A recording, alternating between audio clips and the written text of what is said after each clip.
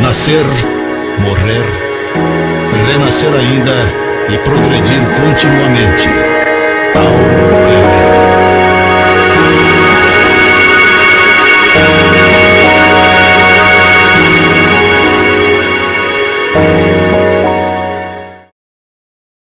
Então vamos lá.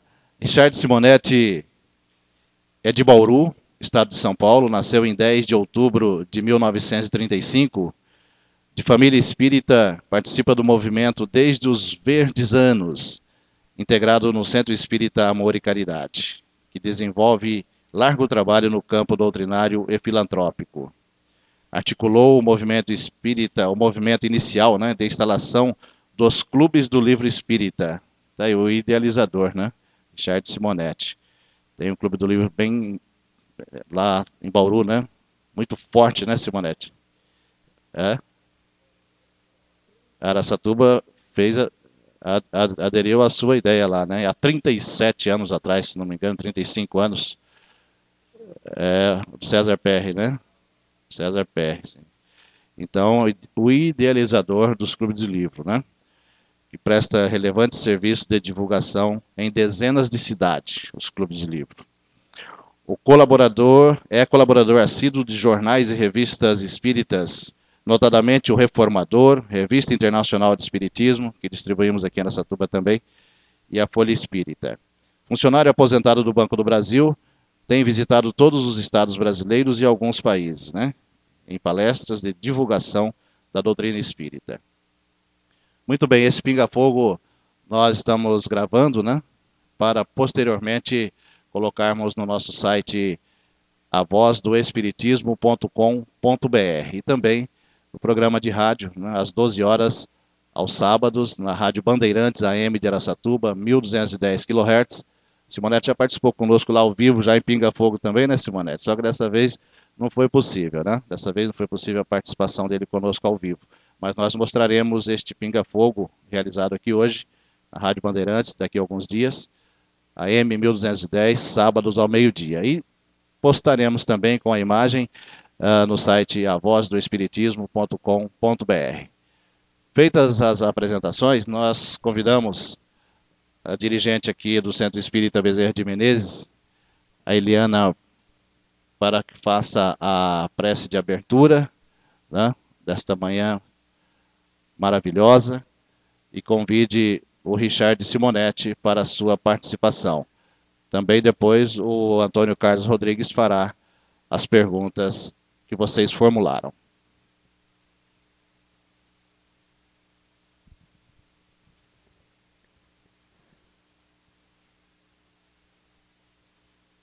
Bom dia a todos, que a paz esteja com todos vocês.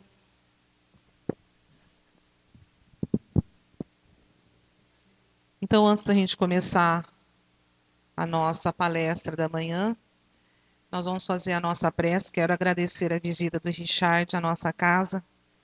A casa tem o prazer de recebê-lo. E essa manhã nós podemos aprender um pouquinho mais dessa doutrina maravilhosa que nos consola, que nos dá força para seguir em frente. Então nós vamos nos preparar, fechar os nossos olhos, sentar confortavelmente a cadeira e vamos permitir que a espiritualidade amiga aqui presente possa nos envolver nessa luz, nessa energia, capaz de despertar os melhores sentimentos, sentimentos de amor, de paz, de fraternidade, para que possamos unir cada vez mais os nossos irmãos uns aos outros, para que possamos aprender um com os outros. Que esse amor possa se estender além, acalmando os corações aflitos, trazendo a força àqueles que passam por provações. Permita, Senhor, que nessa manhã possamos abrir as nossas mentes, os nossos corações, para sentir, para aprender, para compreender os seus ensinamentos. Possamos sim, Pai, elevar o nosso pensamento a Ti. E sim, agradecer pela vida, pela oportunidade que nos dá de estarmos aqui juntos, pela oportunidade da reencarnação. E assim, Senhor, com a oração que nos ensinastes, nós iniciaremos a palestra da manhã. Pai nosso que estais nos céus, santificado seja o seu nome.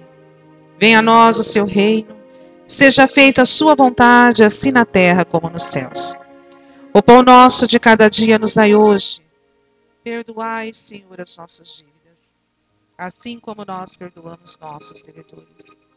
E não nos deixeis cair em tentação, mas livrai-nos de todos os males. Que assim seja. Convido para subir aqui Richard Simonetti, nosso amigo, e Antônio Carlos Rodrigues, para que possa fazer parte da mesa.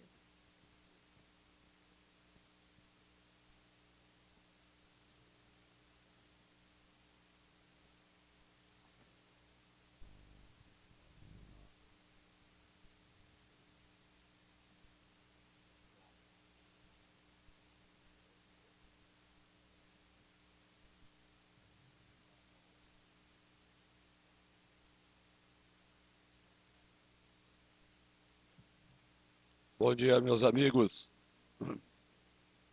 A paz de Jesus, o Mestre Supremo, esteja em nossos corações. Eu já tive a oportunidade de estar aqui numa outra oportunidade, alguns anos atrás, justamente participando de um pinga-fogo.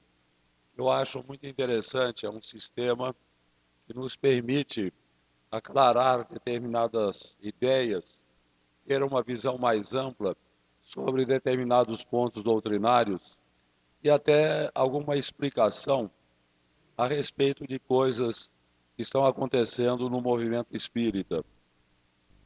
Eu acho importante destacar, nesse particular, que há o aspecto da doutrina espírita relacionado com o atacado, e há o aspecto relacionado com o varejo. No atacado, o espiritismo é inatacável. Nós temos princípios básicos como reencarnação, lei de causa e efeito, mediunidade, existência de Deus, imortalidade da alma, as consequências das ações humanas no mundo espiritual. Tudo isso faz parte do atacado de doutrina espírita, que não há por que discutir a existência desses princípios e a sua realidade. Agora, no varejo, a interpretação desses princípios e a interpretação daquilo que está acontecendo no mundo à luz desses princípios, daí de repente vai depender da visão de cada um. E como nem todos temos a mesma visão, nem todos temos o mesmo grau de entendimento, daí encontramos no meio espírita na atualidade muitas interpretações a respeito de coisas que estão acontecendo com base na doutrina, mas nós temos que considerar que há uma diversidade realmente de opiniões, e se nós queremos ter uma visão mais objetiva a respeito desses assuntos, é preciso fundamentalmente estudar a doutrina, porque na atualidade nós temos muitas ideias que estão sendo veiculadas, até por médiuns. Eu acho interessante que depois da morte de Chico Xavier, parece que destamparam a revelação. E nós estamos tendo médiuns aí, em profusão, fazendo revelações relacionadas com alguma coisa que venha do mundo espiritual. Até pode ser que venha do mundo espiritual, mas nem sempre são compatíveis com aquilo que nós aprendemos no Espiritismo. Daí a necessidade de estudarmos, de aprendermos a usar o raciocínio. Kardec foi bem claro nesse particular, ao dizer que fé verdadeira é aquela que pode encarar a razão face a face, em todas as épocas. Então nós espíritas temos a obrigação de usar a razão, de estudar, e refletir sobre aquilo que é apresentado. Até mesmo as minhas ideias aqui apresentadas, ninguém deve aceitá-las simplesmente porque eu as estou apresentando. A gente tem que passar pelo crivo da razão. Se os espíritas fizessem isso, tivessem esse cuidado, nós evitaríamos muitas fantasias que estão circulando no meio espírita, como se fossem revelações, porque o espírita não se dá o trabalho de analisar, de usar a razão, de verificar se pode ou não aceitar isso que é apresentado como revelação. Então parece-me que está faltando no movimento espírita esse sentido de estudo, de uso da razão, para que nós possamos preservar a pureza da doutrina sem enveredarmos por caminhos tortuosos, como está acontecendo em relação a muita coisa que vem da espiritualidade. Então, isso posto, apenas a título assim de introito, vamos passar as questões formuladas, quem sabe algum até possa contemplar isso que eu estou comentando. Como o Espiritismo explica e encara o homossexualismo? Essa é uma pergunta que está presente em todo o Pinga Fogo, né? O pessoal quer saber a respeito da homossexualidade. Eu lá em Bauru, no Pinga Fogo, que nós fazemos 2 vezes por mês, eu até parei de responder, que acaba ficando cansativo para quem frequenta o centro todo mês falar em homossexualidade. Eu remeto àqueles que perguntam a respeito do assunto a leitura do livro Clamor das Almas, é um livro meu, onde há um capítulo específico, bem amplo, explicando em detalhes o que é a homossexualidade. O que o indivíduo, de repente, tem atração por alguém do mesmo sexo. Mas eu entendo que esse assunto já foi bastante debatido e eu acredito que os espíritas, de um modo geral, sabem por que acontece a homossexualidade. O que se está debatendo na atualidade é o nosso posicionamento diante do homossexual. Então, no centro espírita é frequente ouvirmos perguntas assim, mas o cidadão que é homossexual, ele pode frequentar o centro, ele pode participar de uma diretoria, ele pode aplicar passe magnético, ele pode frequentar uma reunião mediúnica. E eu pergunto, será que o homossexual é um ET? É um extraterrestre? Não, gente, ele é gente como a gente. É um irmão nosso que atravessa uma situação difícil, não é fácil, porque não há conformidade entre a psicologia e a morfologia. Ele é homem e se sente mulher muitas vezes. Na homossexualidade autêntica, o cidadão intimamente, ele não está ajustado ao seu sexo. Ele é homem e se sente mulher porque a sua psicologia não bate com a morfologia. A psicologia é a condição do espírito, a morfologia é a condição do corpo. E às vezes ele se sente como espírito feminino num corpo masculino, é um negócio complicado isso. E a sua tendência será tentar relacionar-se com alguém do mesmo sexo, porque psicologicamente ele é de outro sexo. Então não vejo problema nenhum. Aí a pessoa fala, mas é uma coisa vergonhosa, homem morar com homem, mulher com mulher, mas é a necessidade afetiva da pessoa. Não é nenhum problema de sexo, é um problema de afetividade. Então não há por que discriminar. A homofobia, que é o horror ao homossexual, precisa ser eliminada da sociedade humana.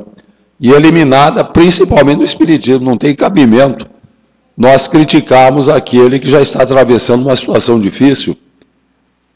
E nós aprendemos com o espiritismo que quando nós discriminamos, nós tendemos a passar por experiências relacionadas com aqueles que nós estamos discriminando. O cidadão que é crítico da homossexualidade hoje, amanhã, numa vida futura, ele pode se ver nessa situação.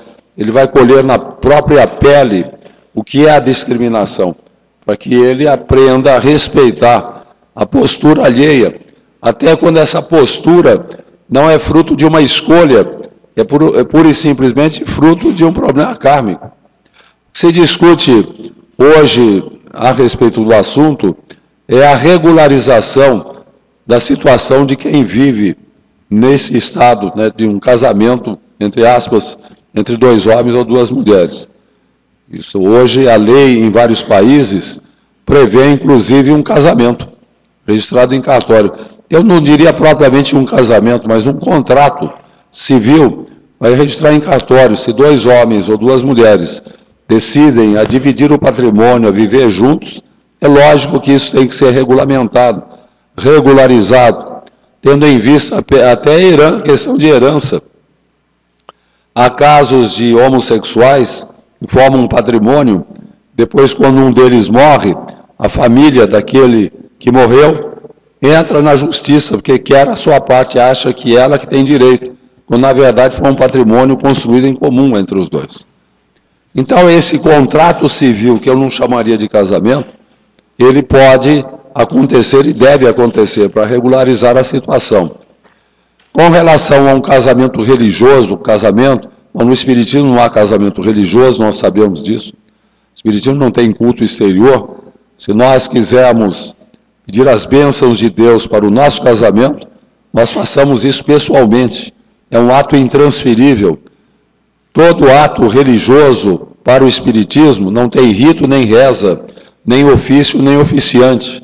Então, se eu quero pedir as bênçãos de Deus para o filho que nasce, para o meu casamento, eu e a esposa vamos orar, vamos pedir as bênçãos de Deus. Com relação ao casamento homossexual na igreja, isso é um problema da igreja que ela deve solucionar. Para nós espíritas, não há problema, porque não há o casamento religioso dentro do espiritismo. De qualquer forma, nós temos que encarar com muito respeito o homossexual. Tudo que nós podemos exigir dele, para que ele participe do centro espírita, é que ele não seja promíscuo. É o mesmo que nós devemos exigir do heterossexual, que não seja promíscuo também, seria por aí. Qual é a causa que está abalando os casamentos? Por que está havendo tanta separação? Ainda numa das palestras que eu fiz, aqui em Araçatuba, eu tive a oportunidade de comentar esse assunto. Eu comentei quando Jesus fala no Sermão da Montanha que bem-aventurados os mansos, porque herdarão a terra. Ele está dizendo que vão ficar na terra quando houver o grande expurgo, aqueles que houverem conquistado a mansuetude. E eu comentei, inclusive, que não pode acontecer agora esse êxodo, esse expurgo, porque senão a terra ficaria deserta. Quem que é manso aí? Ninguém é manso. Chamar alguém de manso hoje é como se estivéssemos xingando. Tão deteriorado, deturpado está o vocábulo manso. No entanto, manso é aquele que venceu a agressividade. Se nós bem observarmos, verificaremos que a razão principal da dissolução dos casamentos, do desentendimento entre as pessoas, do desentendimento entre nações, as guerras, tudo é por causa da agressividade. Agressividade em pensamentos, em palavras, em gestos, em ações. Por que é que um casamento se dissolve? Porque os cônjuges não se respeitam, caem na agressividade das palavras. Há, em determinadas situações, palavras que um cônjuge diz ao outro no momento de raiva que são irreparáveis. O cônjuge vai lembrar para o resto da vida. E é isso que acaba com o casamento. É o desrespeito, porque nós somos muito agressivos. Então, a base fundamental para que um casamento possa dar certo é o respeito recíproco. Um respeitar o outro. E esse respeito implica em vencermos a agressividade. É tratarmos o outro com o respeito próprio de quem venceu a agressividade. Não xingar, não gritar, não agredir, às vezes até fisicamente. Não dizer coisas impróprias num relacionamento. Quando as pessoas vencerem a agressividade e conseguirem conviver com outras pessoas dentro do lar, envolvendo filhos, o cônjuge, os casamentos serão preservados. O que estraga o casamento é realmente a agressividade.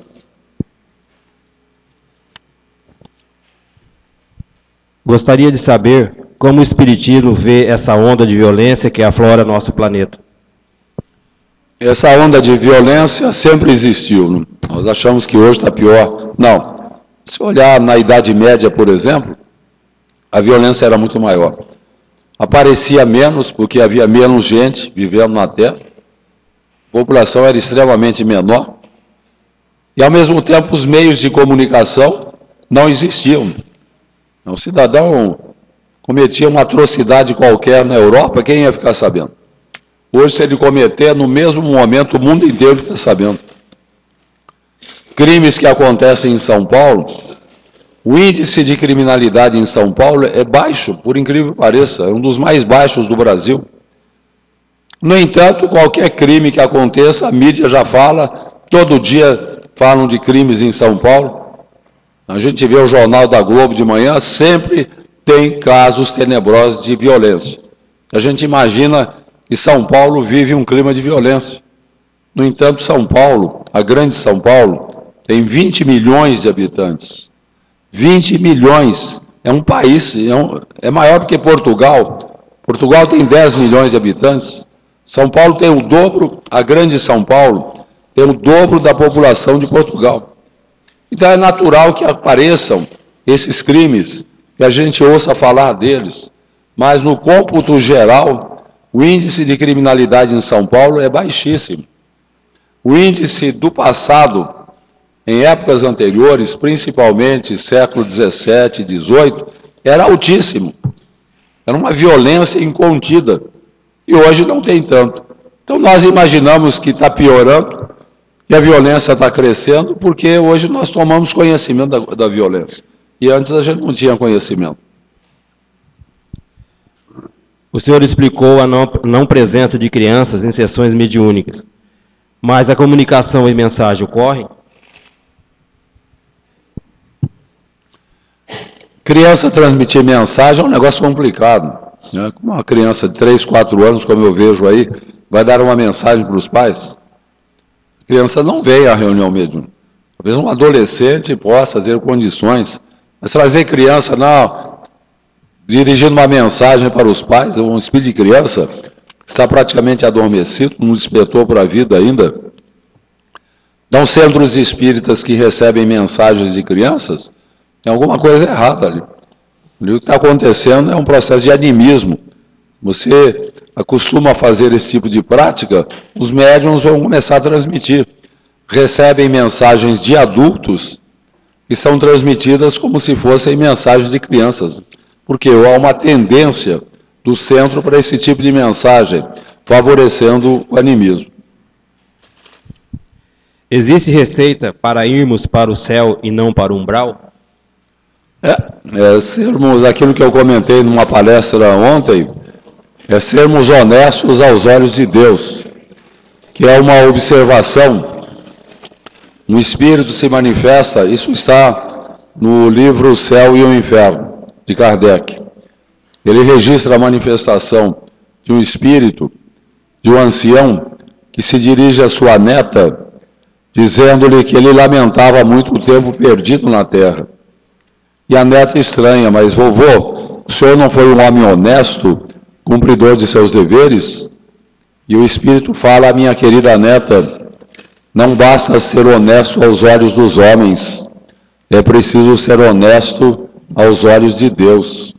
Ser honesto aos olhos dos homens é pagar as contas em dia, é não dar cheque sem fundo, é respeitar os compromissos. Mas para ser honesto diante de Deus, é preciso muito mais que isso. É preciso estudar sempre, aprender sempre, trabalhar no campo do bem, fazer ao semelhante todo o bem que gostaríamos nos fosse feito, como ensinou Jesus. Isso é ser honesto aos olhos de Deus. Quem não faz isso, vai fazer um estágio no umbral, porque não criou condições para ir para regiões melhores ao desencarnar.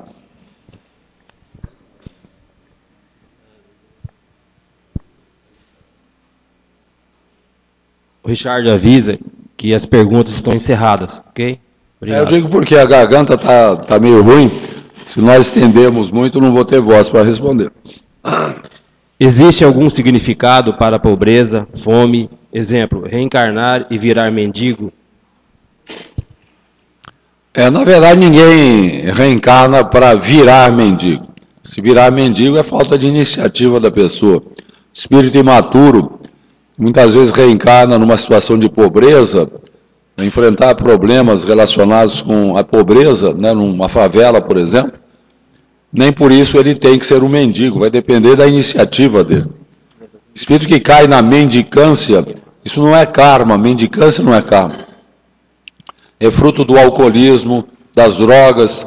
Hoje a população de rua, em sua maior parte, e há sempre uma grande população de rua em todas as cidades, é formada por craqueados, um cidadão viciado no crack ou no alcoolismo, é uma lástima, mas é um desvio de comportamento. O cidadão não nasceu para ser craqueado ou alcoólatra, ele é um desvio. Então, na verdade, todos aqueles que vão parar na rua não estão na rua por karma, estão na rua por desvio de comportamento, principalmente envolvendo os vícios. Infelizmente, estão se candidatando, inclusive, a situações ruins quando desencarnarem e a situações ainda piores quando reencarnarem em novas experiências. Como lidar com os colegas de trabalho que gostam de nos perturbar? Música. Não, como lidar com o colega de trabalho que gosta de nos perturbar? Mantendo a calma, eu acho que se você não reage, se a pessoa mexe com a gente porque você é espírita, eu me lembro quando eu trabalhava no Banco do Brasil, eu levava muito a sério a doutrina, sempre levei, nunca fui de sair do banco e ir para o bar, a pessoa terminava o expediente e ia para o bar, beber, conversar, só gostava disso, eu não ia, eu ia embora para casa direto, nunca gostei de ficar em bar. E o pessoal caçoava, mexia comigo. Eu entrava por um ouvido e saía pelo outro, tratava todos bem. Com o tempo, o pessoal foi se habituando à minha maneira de ser e me respeitava, né? Tinha respeito por aquilo que eu pensava e fazia. Nunca revidei, nunca achei ruim porque estavam mexendo comigo. Levava na base da brincadeira, achava graça quando mexiam comigo. É a melhor forma de desarmar aqueles que mexem conosco, é achar graça, entrar na deles, né? E até falar alguma coisa a nosso respeito, brincarmos com relação à nossa situação, é a melhor forma de desarmar aqueles que estão mexendo com a gente. Gostaria de saber se é possível uma pessoa da família morrer e reencarnar na mesma família. Pode acontecer, sim, não é uma coisa comum, mas pode acontecer. Principalmente em relação a crianças.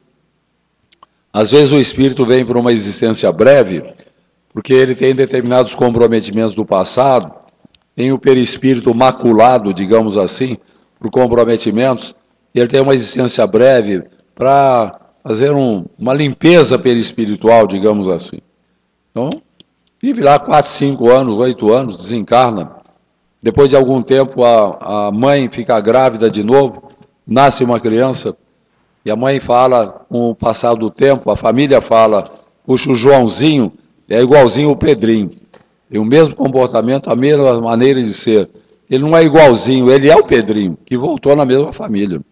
Pode acontecer. E pode acontecer, já vi casos também, do cidadão desencarnar e ele reencarna como seu neto, ou como seu bisneto, na mesma família, quando ele tenha compromissos que não foram devidamente saudados na vida anterior, ele volta para tentar saldar esses compromissos. Então, pode acontecer, não é raro acontecer. E quando a família presta atenção numa criança que vai se desenvolvendo, às vezes identifica as mesmas características de um avô, de um tio, de um irmão que desencarnou, e não é que isso seja uma mera identidade psicológica, é a pessoa que está ali, que voltou. Também não podemos levar ao extremo de achar que em todos os casos estamos diante de um familiar que reencarnou. Aí a gente precisa cuidado com isso também. Qual a sua opinião sobre a ótica da doutrina sobre a maioridade penal e os crimes bárbaros que assistimos? Eu sou favorável a que se altere e com 16 anos o cidadão responda por seus atos.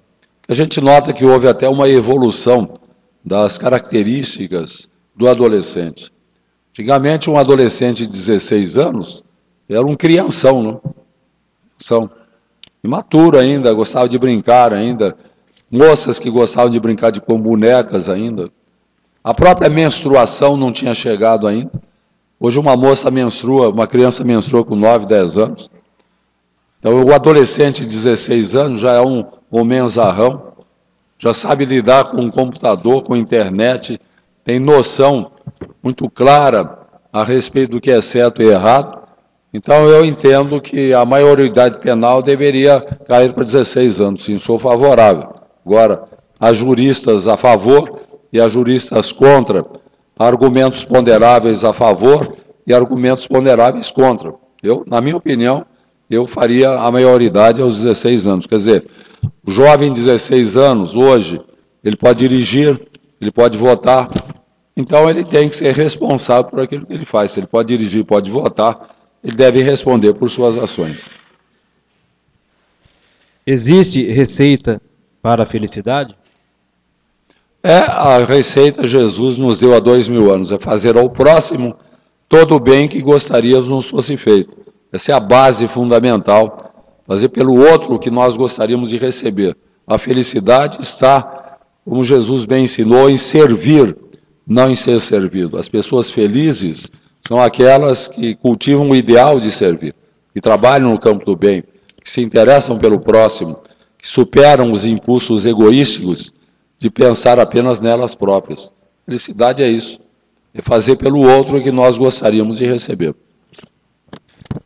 Quais são os benefícios do passe? Passe magnético é uma transfusão de energia magnética. É como você tomar uma transfusão de sangue. Quando nós ficamos anêmicos, a transfusão de sangue nos revitaliza fisicamente.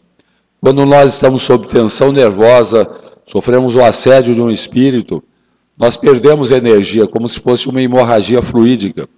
O passe magnético retempera as nossas energias e, consequentemente, fortalece os mecanismos imunológicos e nos ajuda a superar determinadas doenças que surgem, porque psiquicamente nós estamos enfraquecidos. E esse enfraquecimento atinge os nossos mecanismos imunológicos. A pessoa fala, mas como é que um passe magnético pode curar uma doença viral, problema viral da pessoa, como uma gripe?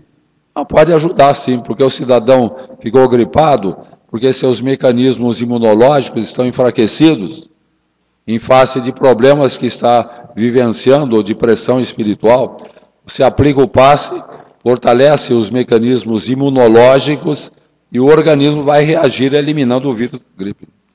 Então, todas as nossas doenças surgem, na maior parte das vezes, em virtude do enfraquecimento dos mecanismos imunológicos. O passe magnético nos fortalece psiquicamente, com repercussão nesses mecanismos, fortalecemos os mecanismos imunológicos e, consequentemente, eliminamos a doença. Passe magnético é muito bom, um grande recurso.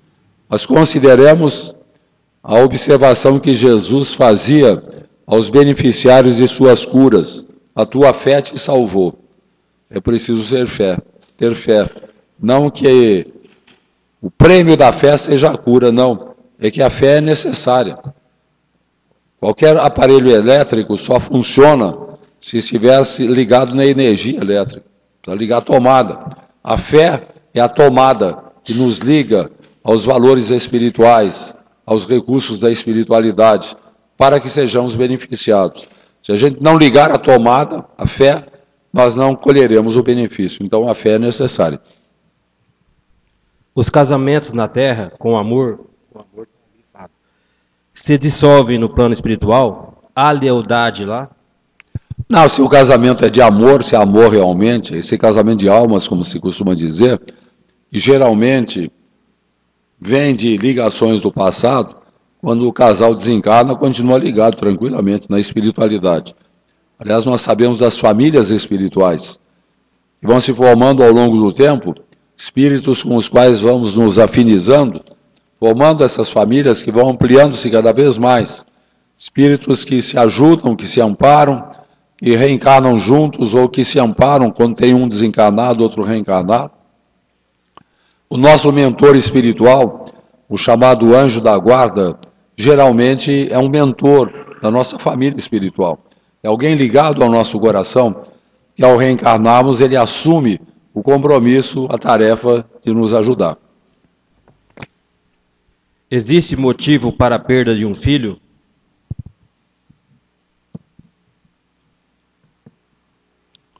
Muitas vezes a morte de um filho, eu não gosto do termo perda de um filho, ninguém perde ninguém, um filho desencarnou, foi para o mundo espiritual. Eu sempre digo que o vocábulo perder um filho, ele tem uma conotação muito negativa. Já a vibração já é negativa. Nunca digamos, perdi o meu filho. Não, meu filho partiu. Olhem que é bem diferente, né? Meu filho partiu. Não, eu perdi o meu filho. Agora, a morte de crianças, na maior parte das vezes, atende a problemas kármicos, tranquilamente. É o espírito que veio para uma existência breve e desencarna, e às vezes ele pode até reencarnar em seguida. Crianças, na maior parte das vezes, morrem em virtude de problemas kármicos. Eu estou falando na maior parte das vezes, porque pode haver condições, situações em que a criança morreu até por um assassinato, né? A gente vê aquelas bombas que foram jogadas em Boston, naquela corrida nos Estados Unidos. Morreu uma criança ali, aquela criança tinha que morrer naquela hora, naquela situação? Claro que não. E senão nós estaríamos justificando os terroristas que explodiram as bombas. Nenhum assassinato é fruto de planejamento espiritual, é problema kármico. Então uma criança que é assassinada, ela não tinha que morrer naquela hora, daquela forma. Ela foi assassinada. Porque se nós admitirmos que ela tinha que morrer daquela forma, nós estaremos justificando o criminoso, que foi um instrumento de Deus. Então nenhum assassinato envolve problema kármico daquele que é assassinado. Ele foi assassinado, a pessoa na verdade interferiu no curso de sua vida, abreviando-a indevidamente. Com crianças que morrem nessa situação, não é que tinham que morrer assim, produziram a sua morte através de uma imprudência, de um carro. A gente vê muitas vezes o motorista embriagado, invade a calçada, mata 2, 3 pessoas, inclusive criança, tinham que morrer assim. Não, o motorista provocou a morte, né? Nós temos a mania no espiritismo de achar que tudo está planejado. Até o assassinato a pessoa tinha que morrer assim. Não. Ninguém veio para ser assassinado. Morreu assim porque alguém tomou a iniciativa de matar. Alguém que assumiu o compromisso perante Deus. Interrompeu uma vida que não era para ser interrompida, né? Por aí. Essa pergunta deve ser feita por uma criança, pela letra. Estava na casa da vovó, fui andando por banheiro e ouvi uma pessoa me chamar. Era a voz da vovó, que já morreu. Podia ser ela? Podia. A criança até os 7 anos, ela não está bem integrada na vida física, não está bem ligada, ela tem percepções do mundo espiritual. Muitas vezes a criança fala coisas que nos parecem fantasias. A criança fala, por exemplo, que tem um amiguinho que brinca com ela, e os psicólogos dizem que isso é uma fantasia da criança. Pode ser, mas não raro a criança está vendo realmente o espírito, não raro o seu mentor espiritual que vem até ela. Então, as crianças podem passar por esse tipo de experiência, não que tenham mediunidade, mas porque o espírito não está bem ligado ao corpo ainda, e, consequentemente, ele é mais sensível às impressões que colha do mundo espiritual. Qual a informação da espiritualidade a respeito da música nos centros, não apenas em termos de harmonização, mas de tratamento? Mais do quê? Tratamento.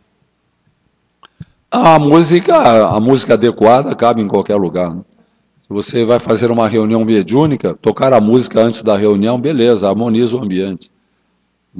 Reuniões públicas, música suave antes, tiver algum conjunto que cante, música suave, música apropriada ao ambiente. e vai fazer um tratamento espiritual de passes, deixar uma música ambiente apropriada, tudo bem. A música adequada ao ambiente cabe em qualquer ambiente, pode ser muito bem aproveitada sem problema nenhum, né? Agora, durante a reunião mediúnica, deve-se deixar tocando música suave, daí o negócio já complica, porque há médiuns, por exemplo, que têm dificuldade para se concentrar se deixar música. Então, quer preparar o ambiente, faz antes da reunião mediúnica. Ou quando começa, para a música, né? Antes de qualquer evento de caráter espiritual, acho que a música cabe bem, ela prepara o ambiente. Antes de reuniões públicas, né? Antes de tratamento, durante o tratamento espiritual, vai aplicar passes a centros espíritas que, durante a aplicação do passe, tem música ambiente tocando. Acho bom também, desde que seja uma música adequada, seria por aí.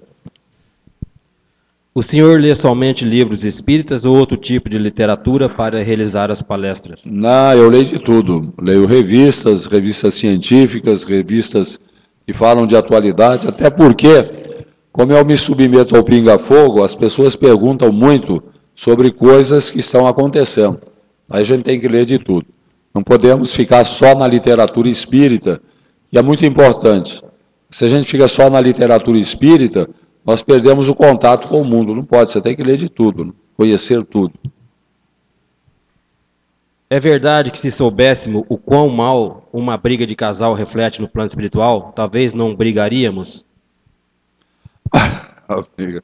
A briga do casal reflete mal, não só no mundo espiritual, na vida do próprio casal, no ambiente do lar.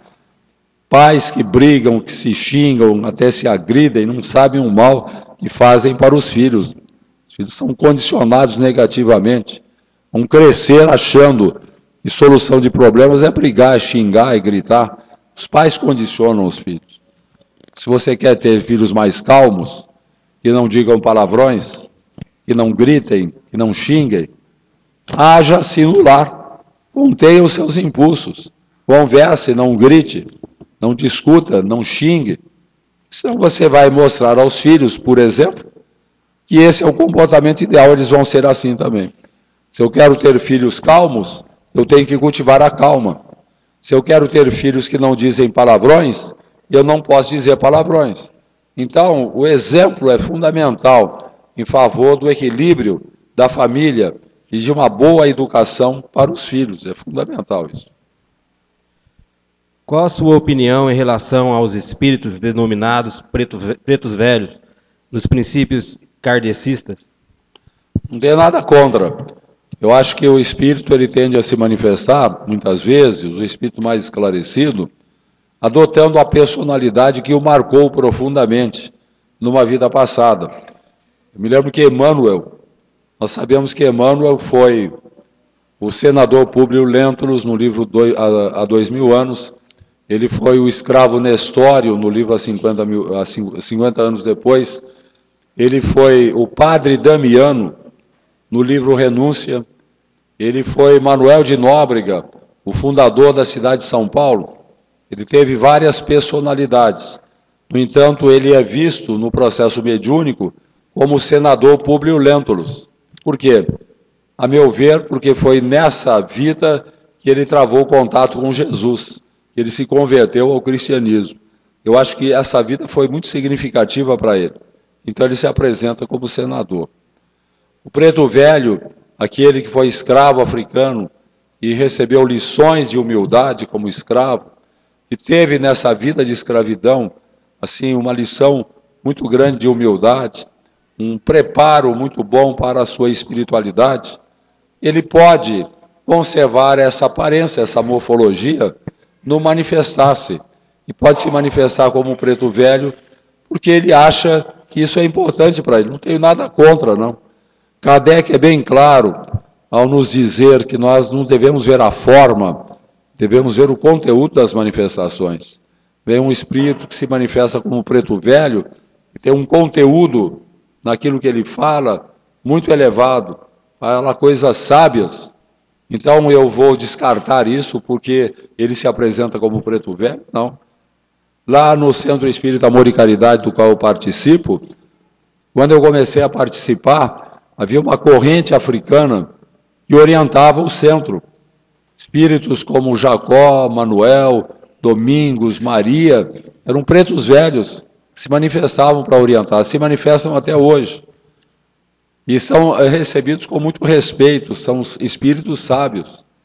Então, eu acho uma discriminação boba você dizer, não, é preto velho, não pode, você tem que falar direitinho, não se apresente como preto velho. O espírito se apresenta como ele quer, se ele quer ser assim, é problema dele. O que nós devemos analisar não é a forma da manifestação. Nós devemos analisar é o conteúdo. Kardec deixa isso bem claro. A ideologia do materialismo é colocada acima de todos os valores morais. Infelizmente, sutilmente, vemos a mídia em geral infiltrando esses propósitos na mente das pessoas. Pergunto, o que a espiritualidade no plano maior pode nos orientar? Eu não acho que a mídia ela incuta ideias materialistas. A gente nota que mesmo nas novelas, que tem tanta coisa errada, tanta bobagem, vocês podem notar que no fundo há sempre uma orientação de caráter moral. Nunca o mal triunfa. Toda novela, aliás, novela é isso.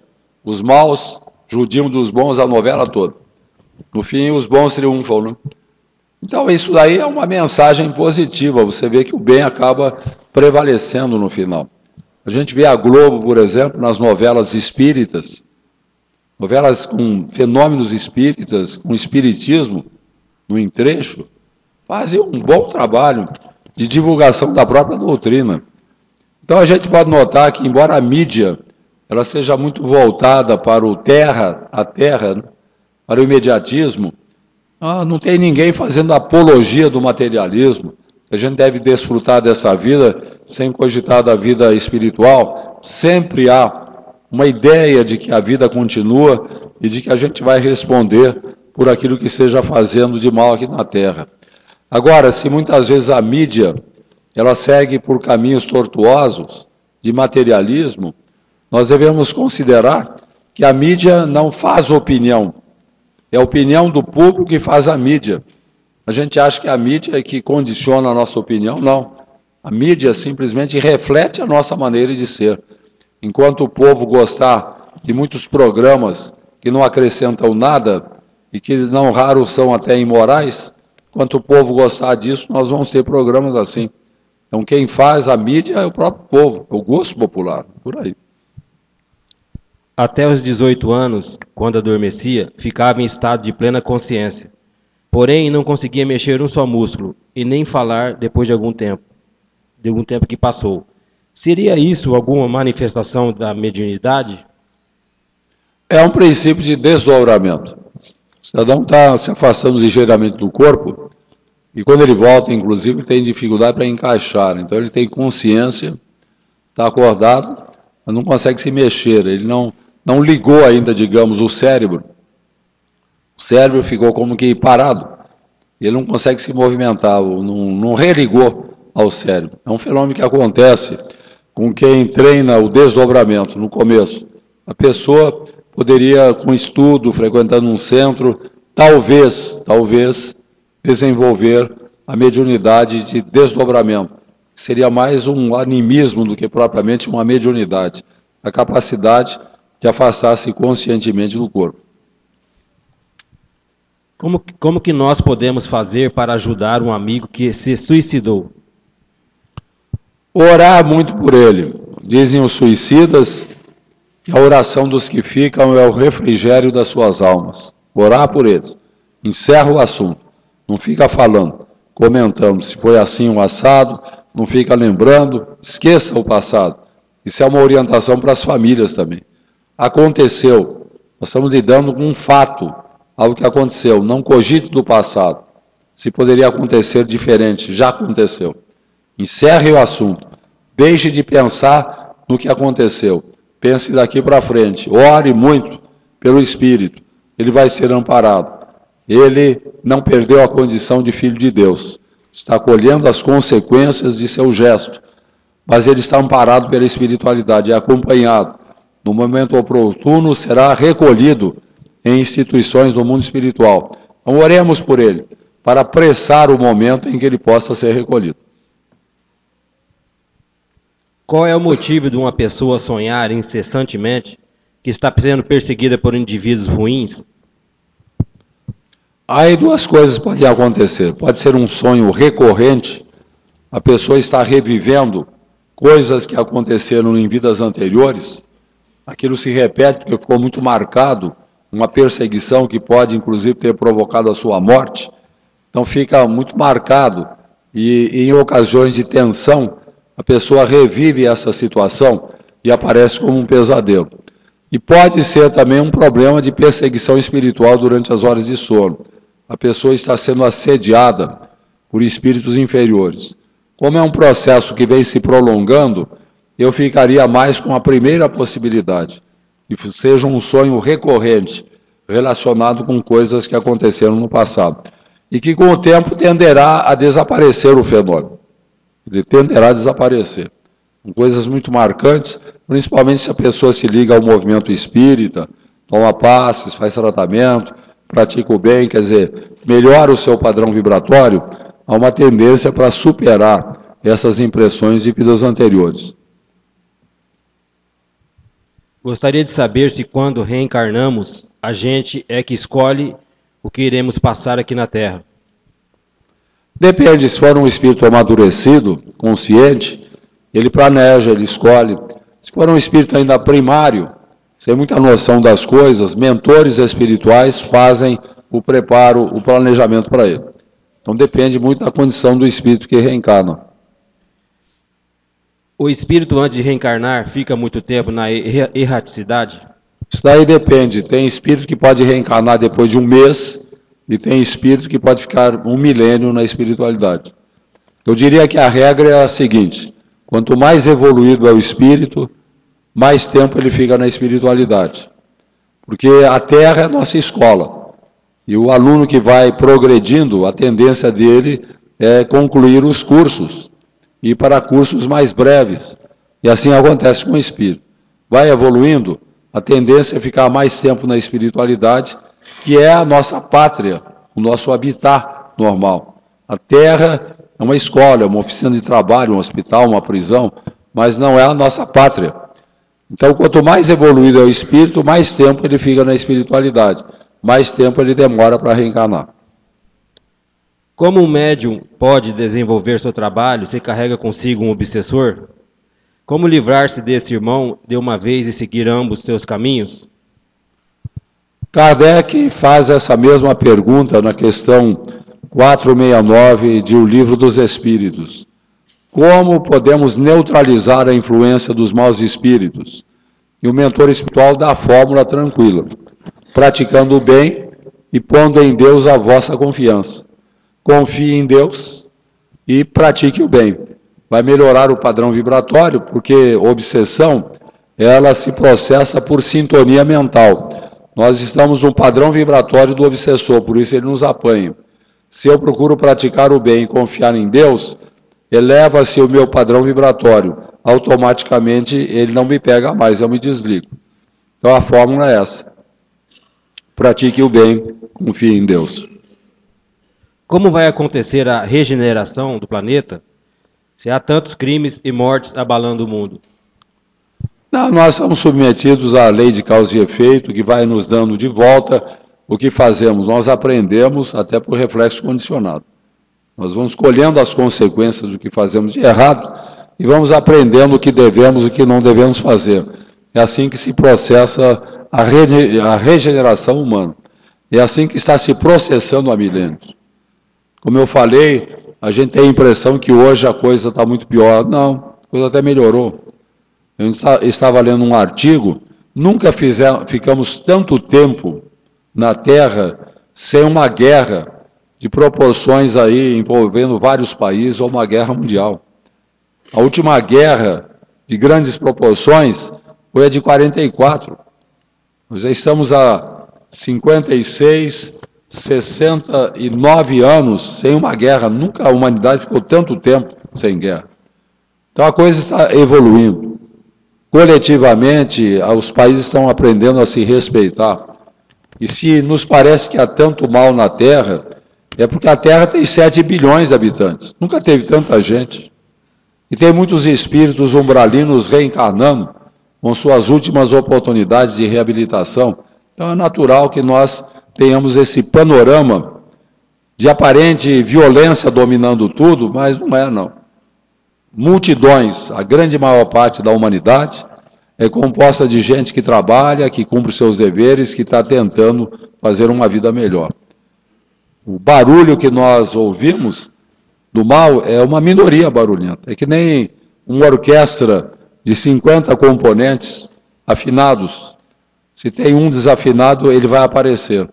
Então, o mal na Terra é a desafinação daqueles que ainda não seguiram o caminho reto, que, a meu ver, não se constitui numa maioria. Hoje é uma minoria.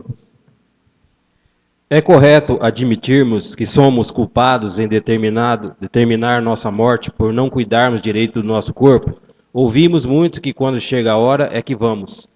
Não, isso quando chega a hora é conversa mole, a gente morre antes da hora mesmo. Hoje a medicina, ela tende a ser profilática, ela nos orienta que nós podemos morrer antes da hora se não cuidarmos do corpo. Se você não faz exercício e come muita gordura, você vai ter infarto.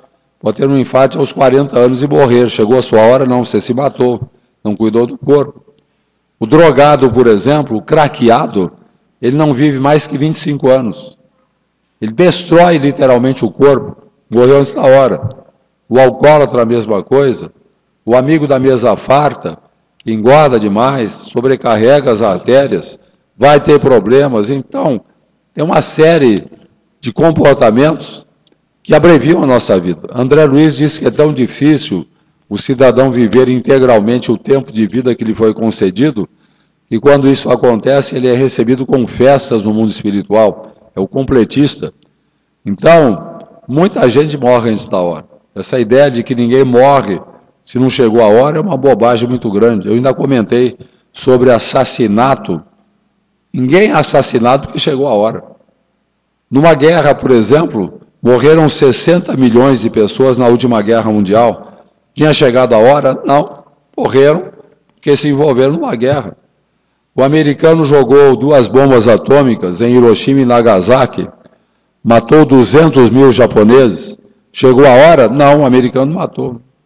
Nossa história de que ninguém morre se não chegou a hora, é conversa. Raros vivem integralmente, depende de cuidar bem do nosso corpo.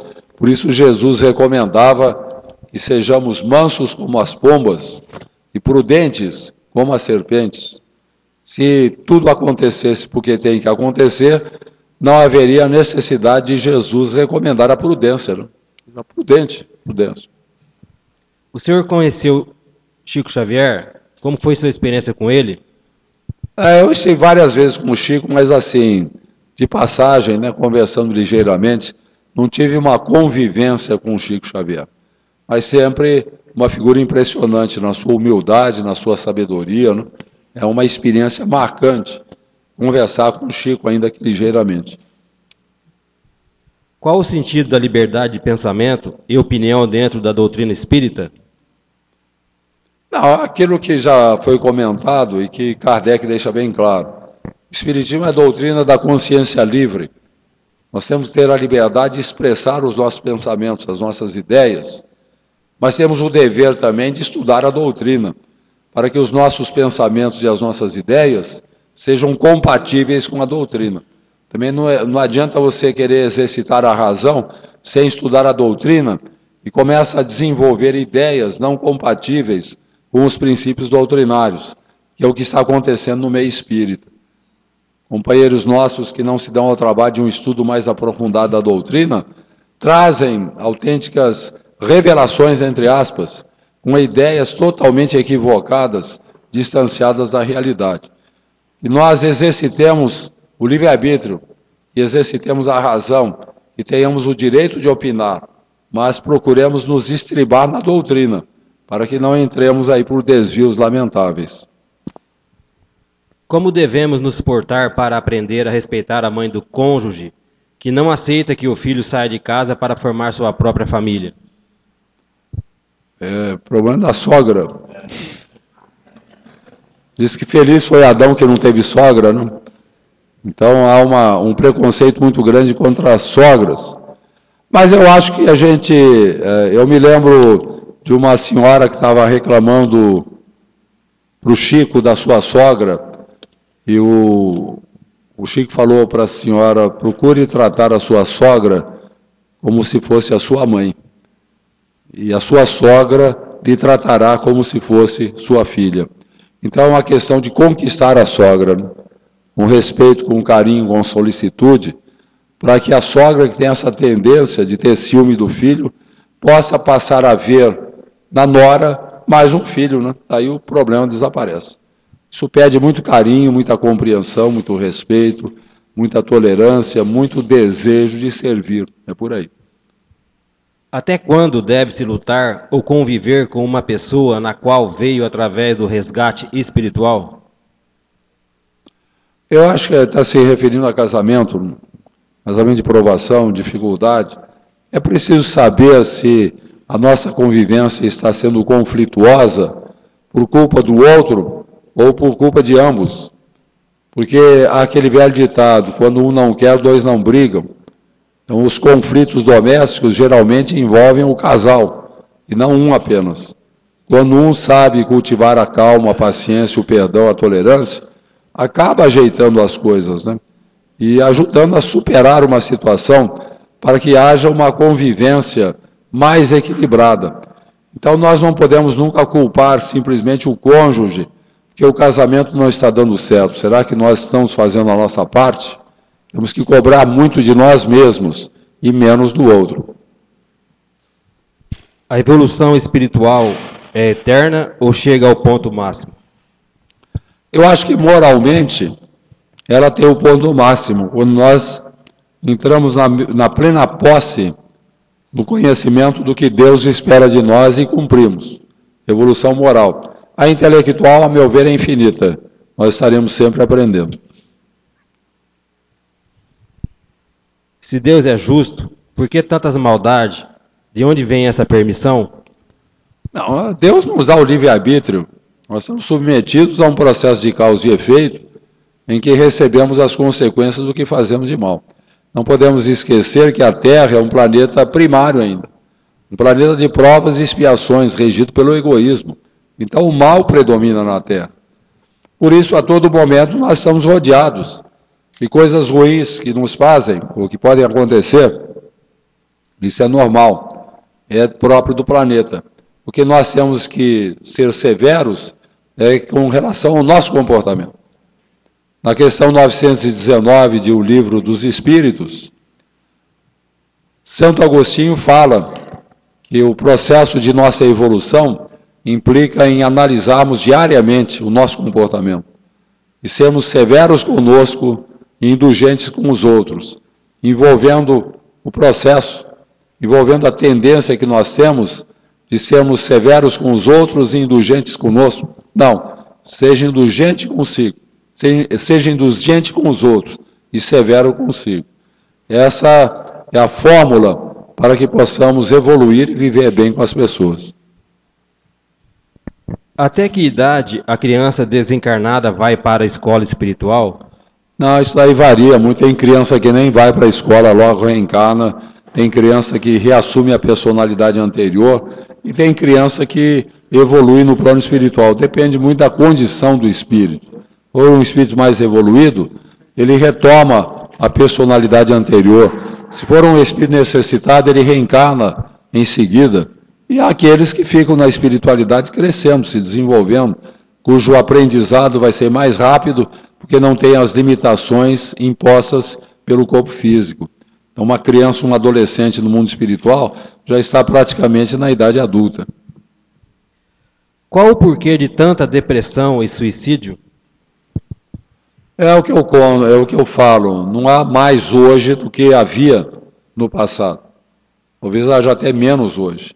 E se aparece em maior quantidade, é que a população é maior, mas proporcionalmente não está maior hoje do que era no passado, não. Então é apenas uma questão de aumento da população da Terra. Se Emmanuel está em vida entre nós, como conseguiremos reconhecê-lo? Nem interessa que eu recomendo, vamos perturbar o Emmanuel, deixa ele seguir a vida dele. Ele deve estar com 12 anos agora, Segundo o Chico, ele reencarnou no estado de São Paulo, mas não é nada conveniente que ele seja identificado, até porque poderíamos perturbar o trabalho que ele veio para desenvolver na Terra. Existe como comprovar o plano espiritual através de acontecimentos bíblicos? Como é que é? Também não entendi. Existe como comprovar o plano espiritual através de acontecimentos bíblicos? Na Bíblia, principalmente no Novo Testamento, nós temos várias passagens de Jesus conversando com os espíritos. Temos as manifestações do Espírito Santo na primitiva comunidade cristã. Isto é, temos notícias do mundo espiritual nos próprios relatos bíblicos, principalmente no Novo Testamento. No Velho Testamento, havia tanta manifestação de espíritos, o povo judeu estava tão viciado em consultar os espíritos, que Moisés decidiu até proibir o intercâmbio com o além, sob pena de morte. O que significa que havia esse intercâmbio, caso contrário, não haveria necessidade dele proibir. E eu me lembro que Saul, inclusive, isso está no Velho Testamento, ele quis consultar Samuel, que era o seu antecessor já morto. Ele vai para uma pitonisa de Endor, e ele quer conversar com o espírito de Samuel. A pitonisa fica com medo, porque era proibido, né, sob pena de morte. Ela identifica Saul, o rei. Saul fala, não tenha medo não, não vai acontecer nada para você. Daí ela faz a invocação, e Samuel se manifesta por materialização, conversa com Saul. Então, é um fenômeno tipicamente espiritual, de manifestação dos espíritos que está no Velho Testamento. Como evitar os melindres entre os espíritas? Melindre é cultivar a compreensão, né? Nós nos melindramos quando nós não compreendemos. Se você compreender a pessoa, você jamais vai se melindrar. Eu me lembro que Gandhi, certa feita entrevistado por um repórter, o repórter perguntou se ele já havia perdoado os seus adversários. Ele falou, não, nunca perdoei ninguém. Mas como o senhor, grande alma, nunca perdoou aqueles que o assediavam? E Gandhi, sorrindo, falou, não, nem foi preciso, nunca ninguém me ofendeu. Quer dizer, ele situava-se acima dessas querelas, ele não se sentia ofendido. Ele foi prejudicado, perturbado, perseguido, discriminado, preso, torturado. Nunca teve raiva de ninguém, porque ele pairava acima dessas reações puramente humanas, ele compreendia. A compreensão é a chave do comportamento equilibrado. Você quer viver bem, quer não ter perturbações, quer conviver com as pessoas tranquilamente, compreenda. Se você compreende a pessoa, você releva o que ela faz, você não vai nem se sentir ofendido. Quando nós dizemos que perdoamos alguém, é porque nós nos ofendemos. Quem compreende não precisa nem perdoar. Você perdoa quando você foi ofendido. Se você compreende e não se sente ofendido, não se sentindo ofendido, você não precisa perdoar. O que é o fluido cósmico universal? É a matéria primeira gerada por Deus para produzir o universo e tudo que existe no universo.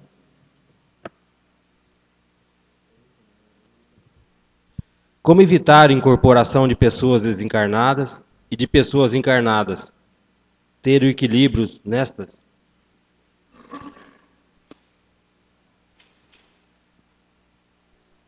A incorporação de pessoas desencarnadas e de pessoas encarnadas, ter o equilíbrio nela.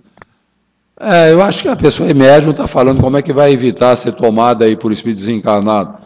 Através do disciplinamento da mediunidade, frequentar o centro, fazer curso de mediunidade, estudar a doutrina, livro dos médiuns, ouvir orientações, é por aí. Agora, ser tomada por espírito encarnado, num processo mediúnico, esse é um negócio complicadíssimo, pode acontecer, mas é uma coisa extremamente rara. O que ocorre, às vezes, é um processo anímico.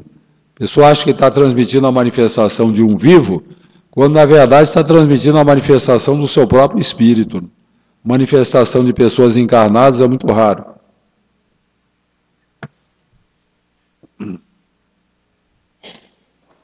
Se somos culpados quando abusamos do corpo físico, não existe no plano superior uma determinada hora para o nosso desencarne? Não, é o que já foi comentado, né? Mas hoje a medicina é bem clara.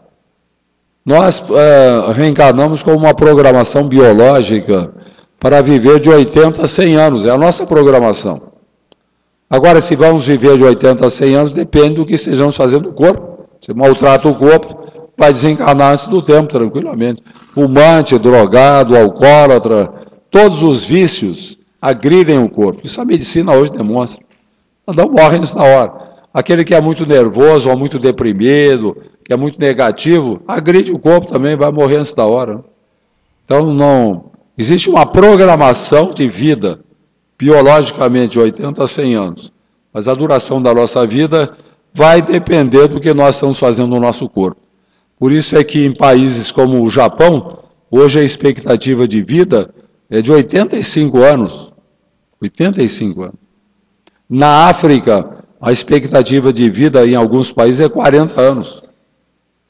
Por que isso? Porque no Japão há todo cuidado em preservar a saúde e na África não há cuidado nenhum. Então depende do que nós fazemos no corpo. Os centros espíritas não deveriam ser mais unidos? Ter participação mútua? Deveriam, mas não são não. Infelizmente é uma condição humana essa. Em todo lugar a gente nota esse problema da falta de união dos espíritas. É algo que nós devemos trabalhar. Eu acho que os órgãos de unificação devem insistir muito nessa tecla, fazer reuniões de dirigentes, bater nessa tecla, convocar, convidar o pessoal de outros centros a que prestigiem as iniciativas das uniões municipais que têm por objetivo fortalecer o movimento espírita. Uma união municipal, uma USE, não vai pretender dirigir o movimento espírita, interferir na economia do centro. Não. O objetivo é unir. Unidos nós somos mais fortes, resistimos melhor às investidas das sombras, definimos melhor os rumos do espiritismo, enfim, nos fortalecemos. Nós temos que prestigiar uma USE, temos que participar dela. O centro espírita, que não participa, que não convoca os seus frequentadores a participar de iniciativas da USE, estão pecando, fazendo errado. Nós temos que nos unir para que o nosso movimento seja forte. Feixe de varas, nós sabemos que é muito mais forte do que uma vara separada.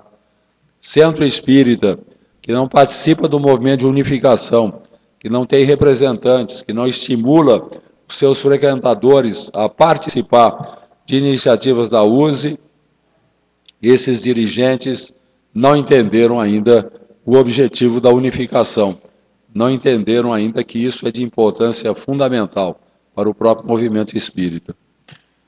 Acabou, né? As perguntas estão encerradas. Eu quero, inclusive, todo o pessoal que me acompanhou nas palestras, até pedir desculpas.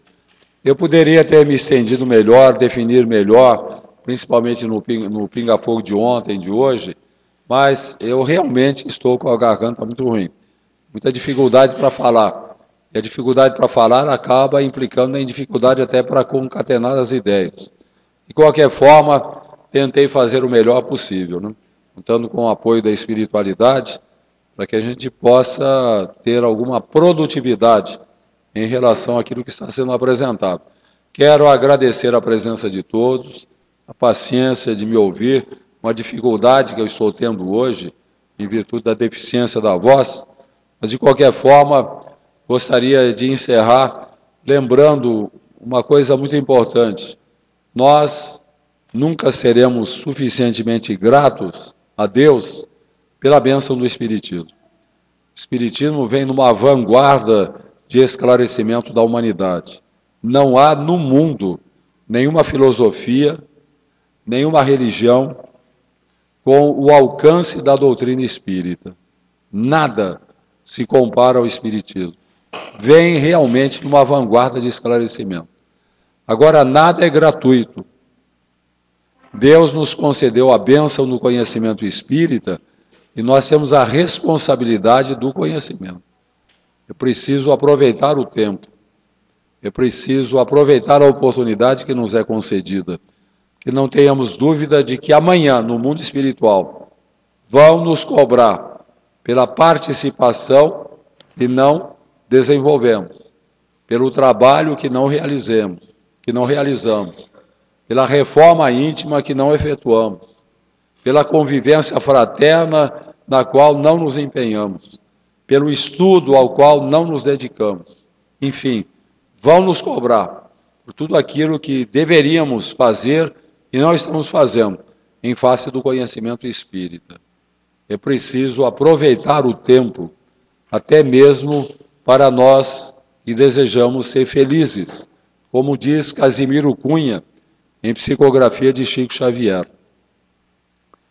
Felicidade é viver de serviço posto à mão, entre horários na cabeça e Cristo no coração. Reclamas que o tempo é curto, dormindo e sonhando embora, mas o tempo cria tempo, se fazes o bem agora. Afirmas que por toda parte é a aprovação que te escora, no entanto a dor é lição, se fazes o bem agora. Alegas que a vida é sombra de angústia que não melhora, no entanto a vida é luz, se fazes o bem agora. Trazes no peito oprimido o coração que clama e chora, mas luta é acesso ao conforto, se fazes o bem agora. Não te des ao pessimismo na mágoa que te devora, sofrimento aperfeiçoa, se fazes o bem agora. Ouvida pedras de ofensas na senda que te aprimora, perdão é campo à grandeza, se fazes o bem agora. Trabalha incessantemente, amando e servindo hora a hora. Ação é força divina, se fazes o bem agora. Faze o bem quanto puderes, pede a vida andando à frente, diz a morte à retaguarda, olha o tempo, minha gente. Jesus nos abençoe.